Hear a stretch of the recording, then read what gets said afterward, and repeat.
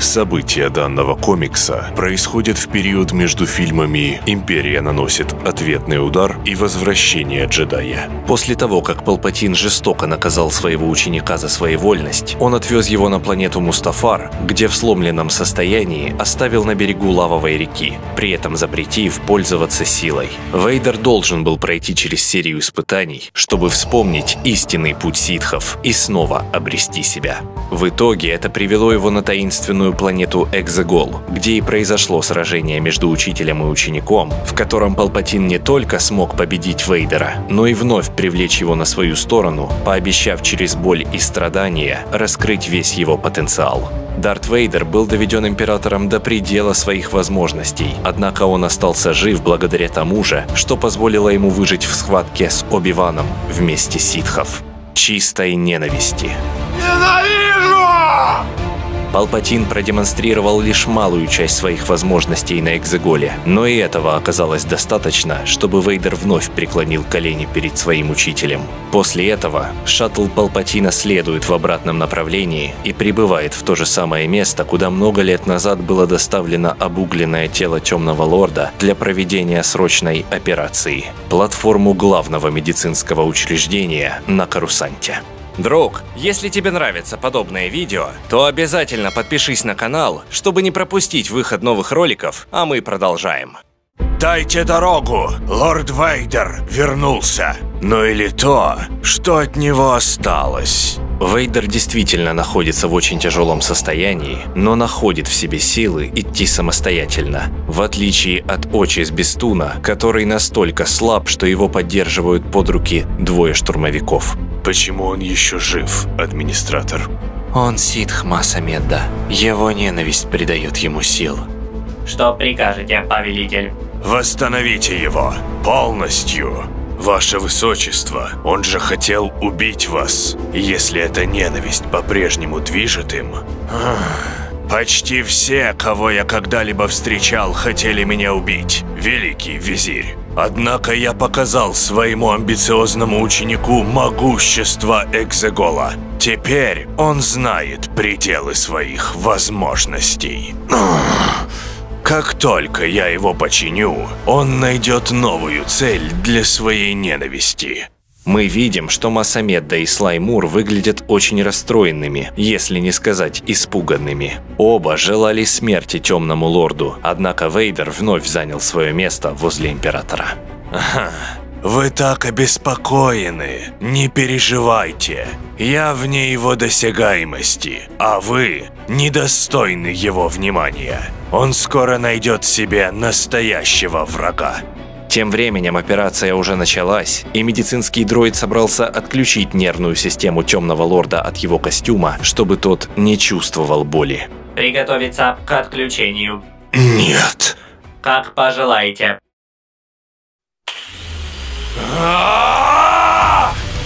Боль. Такая же, какую я причинил тебе, сын мой. Привело ли это тебя к ненависти? Привело ли к могуществу? Нет. Ты мог бы править галактикой вместе со мной. Иду за лидером. Сквозь него струится сила. Но несмотря на все твои обещания, ты слаб. Ты никогда ничего не делал без своих друзей. Твои друзья. Думаешь, они спасли тебя? Думаешь, ты спас их? Тот, кто найдет тысячелетний сокол, получит солидное вознаграждение. Можете пользоваться любыми методами, которые сочтете необходимыми, но они нужны мне живыми. Хорошо. Продолжай верить в то, что ты и твои друзья прожили так долго благодаря силе или удаче, а не моему замыслу.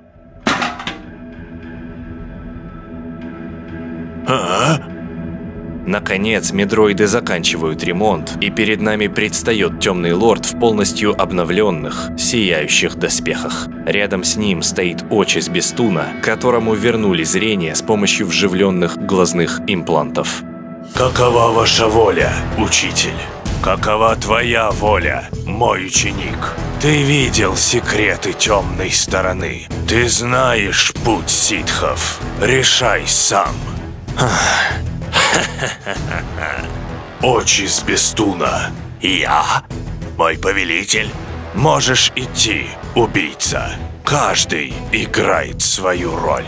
Получив полную свободу действий от Палпатина, Дарт Вейдер сразу же отправляется к шаттлу. Теперь его целью станут люди из ближайшего окружения Люка. Лишив сына поддержки друзей, забрав у него все то, что ему дорого, он будет пытаться снова и снова склонить его на темную сторону, чтобы в итоге у Люка не осталось другого выбора, кроме как занять свое место рядом с отцом.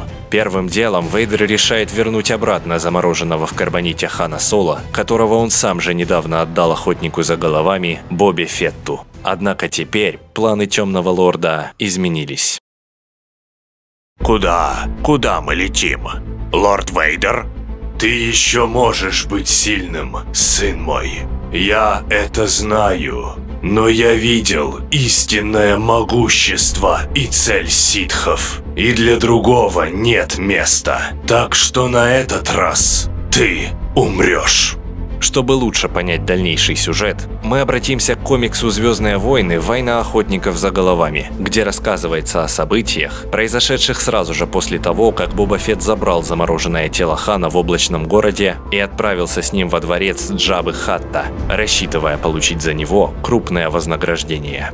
Хотя мы знаем, что в итоге ценный пленник будет успешно доставлен на Татуин, новый комикс показывает, что на этом пути Боба Фетт попал в крайне затруднительное положение. Так вышло, что он фактически потерял Хана Соло по дороге к Джаббе. Все началось с того, что находившееся в карбоните тело Хана внезапно стало размораживаться. Понимая, что он может не успеть доставить пленника живым, Фетт немедленно отправляется на Луну контрабандистов Наршадда к своему знакомому доктору.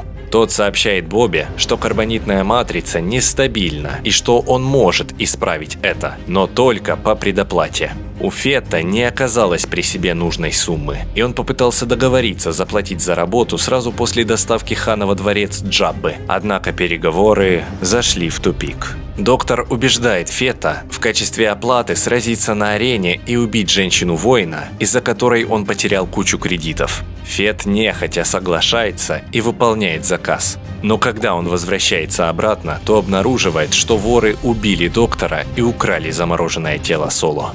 Теперь перед Бобой встала задача намного сложнее предыдущей. Ему необходимо в сжатые сроки найти и вернуть Хана, поскольку Джабба уже начал проявлять нетерпение. Внешнее кольцо. Тебе нужен Соло? Его украли. Ты имел в виду, что Джабба его упустил? Джабба все еще силен. Он вернет Соло, и его власть укрепится. Нет, Боку. Ты вернешь его и отдашь мне. И, к счастью для тебя, укрепится твоя власть.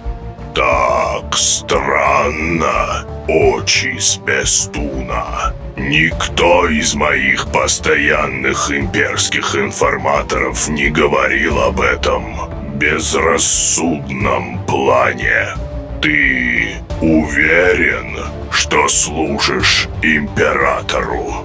Я служу могуществу, Боку. Так что сегодня я служу Вейдеру, как и ты.